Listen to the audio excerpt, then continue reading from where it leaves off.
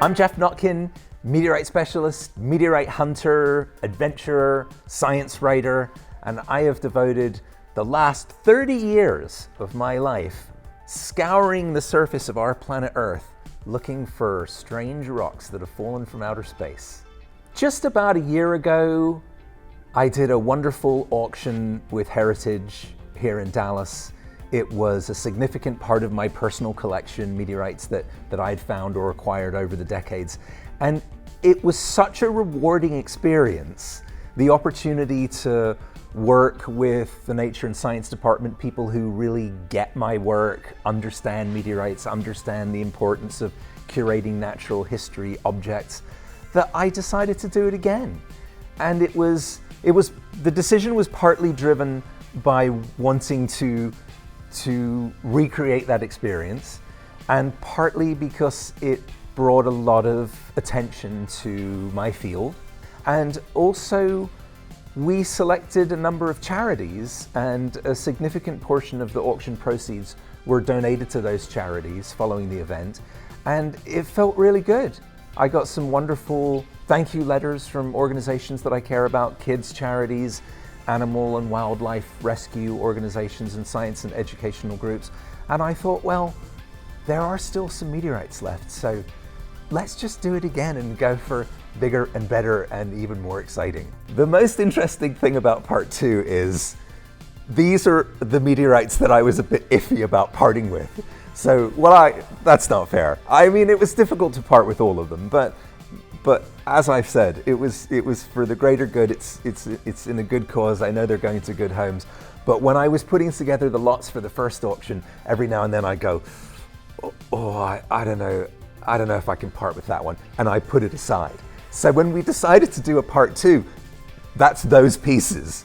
So I can't say this auction's better than the first one. It's certainly comparable. There are actually more lots in this auction, but I think some of the pieces that I was really attached to, that have an unusual history, that were used in multiple ways, perhaps photographed and used in books or used on promotional materials, or just pieces that have a really fantastic historic provenance attached to them, museum cards, museum labels. Those are the pieces that are in this auction. So I don't think anybody would look at part 2 and go, nah, it's not as good as part 1. There are some really smoking pieces in this. When I look back at my life in meteorite collecting and meteorite commerce, there are these moments that stand out. There is never an instance where I look back, not one case where I look back and go, I wish I hadn't bought that meteorite. That has never happened. There are multiple times when I look back and go, why didn't I buy that piece when I saw it at the gem show that day, and then went back the next day and it had gone. So as a lifelong meteorite collector, not as a person who's making a pitch, as a fellow collector, my advice to collectors is, if you see a piece that you love, just get it, because it won't be there when you come back to look at it a second time. My primary goal with this Geoff Notkin Collection of Meteorites Part 2 was to include something for everyone.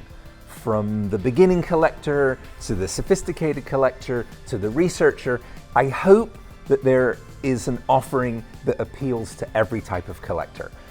For people who are starting out, who maybe don't have a meteorite or just building a collection or maybe a little bit curious or bewildered, just follow your heart. Look at the photographs, read the descriptions, look for a piece that speaks to you. And many of the 140 plus lots in this auction have extremely low opening bids, far below their commercial value. I wanted to make them accessible for everyone. For the sophisticated collector, for people who are interested in historic pieces, there really are some wonders here. There are numerous pieces that have specimen identification cards from old collections, hand-painted numbers, pieces from some of the really great collectors of all time, like Harvey Neininger, Oscar Monig, Dr. Elbert King of NASA. These pieces had a whole history, an amazing history, before they came to me. So you can trace them back through their previous owners and know that they've had quite a wonderful and lengthy life on Earth. And for researchers, I would say, well, you know what's rare and unusual. There are a few one-of-a-kind meteorites in this auction, of which I have only ever seen one example in my whole life. So enjoy, bid, and I'll just say it again, follow your heart and go for the piece that speaks to you. That's what I always did.